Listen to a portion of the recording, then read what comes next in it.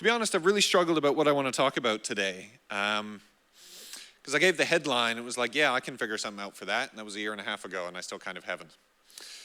But what I'm reminded of is the fact that my parents were married about 10 years before I was born. And they started trying almost immediately. And they went through medical assistance and in vitro fertilization and all the medical help available in the early 80s, and nothing worked. And they gave up. And then they were 90% of the way through adoption, and then my mom walked in and was like, I'm pregnant. Which, you know, when you've paid thousands of dollars to adopt a child is a little bit inconvenient.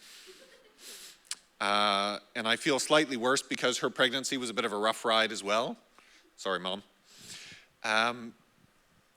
But when you come from that sort of a story, and from a family that can trace its origins back 800 years into southwestern England, you kind of feel like you're meant for something. And then when you get told by a doctor, well, what was she? She was a occupational psychiatrist or something, that you have this neurological disability called ADHD and nothing's ever going to get better, you kind of feel like you're a mistake. And when you grow up being bullied and treated like garbage, you kind of feel like you definitely are, and that maybe your parents should have adopted. And I'm not trying to tell you that because that's horribly depressing and I lay awake at night thinking about that, because I don't anymore. I have much bigger problems like rent and what I'm going to say to 80 people on a stage. But it makes you think. And when I think about all of that and the fact that I went out with the first girl that said hello to me and moved to New Zealand and then had 3 children and I end up here, I can't help but wonder. Now, I think they still do it in schools, but when you're little, they tend to ask you what you want to be when you grow up. And I had what I thought was the best answer, which was married with children. They didn't think so. Teacher said I didn't understand the question, and the other kids laughed at me because it was a stupid answer. Because a fireman is so much better. And yeah, firemen are really cool. I will give you that. Just ask my partner, her dad's one. But I don't think married with kids is a bad answer. Especially not when, you know, little Timmy sitting next to me is not currently a doctor, but I have 3 kids and am divorced. It's not quite the same. For the last 2.5 years, I've been studying counseling. And it's very eye-opening. You think you know yourself, and then you sit in a class that talks to you about human development and psychology, and you realize you didn't know anything about yourself at all. You thought you did. You thought the 5-minute YouTube clip that you watched was very informative about you and how your brain works. And then you learn about Bronfenbrenner's theory of cultural interconnectedness, and you go, yeah, no, I don't know anything. And they teach you a lot of things in counseling, many of which are very hard to remember, like human development theories and psychology and the way minds work and the fact that epigenetics is a thing. For those of you that don't know, epigenetics is the scientific theory that my great-great-great-great-grandfather stubbed his toe once, and that's why I hate doing it. Basically, it's really freaky, don't look into it. But above everything else, what they teach you and what makes counseling and psychology such an interesting area of study is that nothing matters without hope. You can have all the best medical care in the world, you can have all the highest qualified doctors, all the fanciest machines, and you can still have a kid take their own life because they don't see a life worth living. I remember working with a young person a few years ago, and I asked them that question. When you were little, what did you want to be when you grew up? And they said, probably something stupid. And I said, no, please, tell me. And they said, I don't know, I wanted to be a watermelon.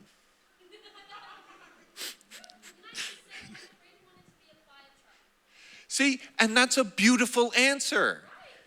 And the reason that's a beautiful answer is context.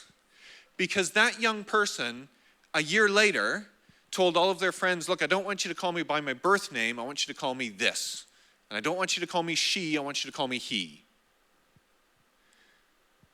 And for a 6-year-old, they can't necessarily understand or express the complex way in which we as adults understand transgenderism. But they know that their body isn't right.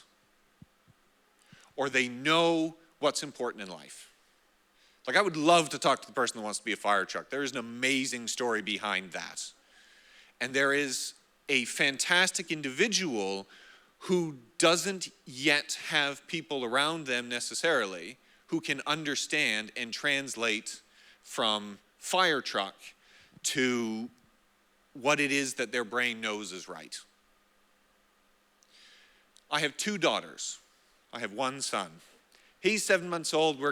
He probably can't express anything that I can understand at all yet. The older one wants to be a marine biologist, which I think is amazing. And the younger one wants to be an astronaut, which absolutely you can take daddy to space with you, please. I love space. I have met people who with the best intentions would have told them that you shouldn't be a marine biologist because there's no work for it. And you can't be an astronaut because you don't live in the United States and Florida.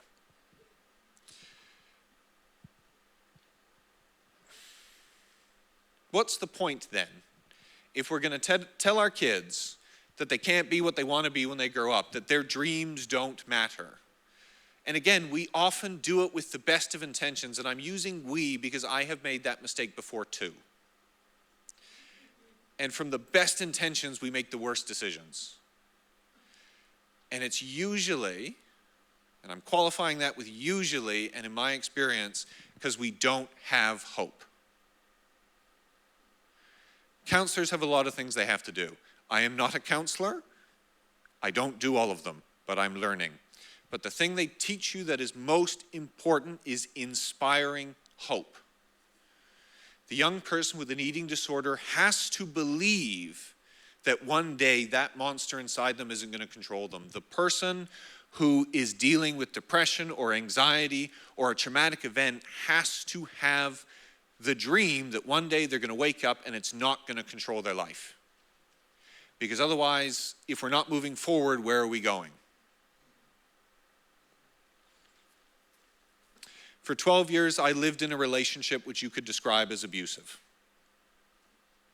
There was no hope. There was maybe tomorrow she's going to be less angry. Maybe tomorrow I'm going to be able to get out of the house before she wakes up. And then I left her. And if you want to know a situation that feels like there's no hope, it's 6 days after you've been kicked out of the house and you're living in a garage and you only see your kids for 2 days a week and nobody read the messages. Don't open, that's what I've learned. Don't open the messages as soon as you get them, wait. Wait till you're sitting there with a cup of tea and you're in a really good mood, because otherwise you're just going to dive deep. That's my lowest point in my life. I thought my lowest point was when I was bullied, and then it got worse. But the funny thing about hope is you can find it anywhere. And I know that not just because I found it, but because people who have got it way worse than me have found it too. And the reason I'm talking about this, and the reason I wanted to talk about dreams and hope, is because you can't build a castle on sand. You have to have a foundation beneath you that life is worth living, that something good is going to happen, that you are going to be able to build a life that's worth living. And we're slowly learning it in professional circles. I speak not as a professional, I'm not qualified yet, but the difference between the psychiatrist that told me I had ADHD longer ago than I want to admit, and the psychiatrist I took my older daughter for to get her diagnosed with autism. She's just like her dad. Autism, little bit of ADHD, and I probably won't throw a ball to her because she wouldn't be able to catch it. But she is so clever and she is so creative. And she memorizes things better than anyone I've ever met, which is awful when you promise her something. Honey, don't worry, next week I'll take you and look at the Lego sets. Dad, last week you told me we were going to go and look at the Lego sets. Yeah, okay. Or 6 months ago she'll tell me something that I said, and it's like, honey, I just said that so you'd let me go back to bed. Please let me sleep. It's 6 a.m. And if my younger daughter doesn't have ADHD, I do not have a beard. I will happily shave that if I'm wrong. But how do you make that work then? So if I can actually impart something useful for my part of today's event, instead of just sprouting a whole bunch of stuff I've copied from movies or drawn from inspiration from movies, it's that it doesn't take a highly qualified master's degree to give someone hope. You can actually give it to the cashier at the supermarket just by saying hello. You can do it by being nice. You can do it by offering to help an old lady with her groceries. You can do it by being the person who sits there and listens to your friend, to your parents, to your kids.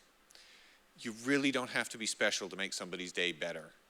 And making their day better can give them the hope that tomorrow will be better. And if tomorrow can be better, maybe next week can be better. And if next week can be better, maybe I can go into space. Probably not me, I have really bad knees, but my daughter might. And I'm never going to tell her that she can't. And I'm never going to tell my older one that she can't be a marine biologist. Even if she drops out of marine biology school, I'm still not going to tell her she can't. Thank you. So, small actions ripple out.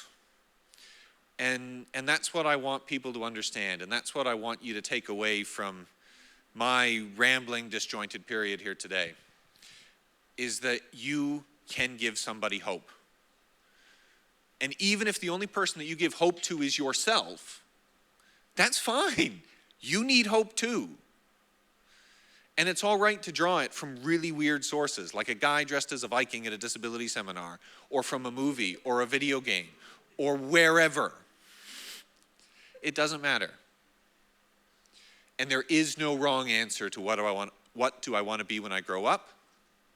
And there is never a time that's too late to answer that question. I mean, I still haven't figured out what I want to be when I grow up, and when I get there, I'll probably figure it out. But for now, I'm going to play with 3D printers. I'm going to raise my 3 kids. I'm going to dress up as a Viking with a sword in situations that are probably inappropriate for it. And I'm going to be the best father and partner and crazy guy inspiring you on a stage that I can be.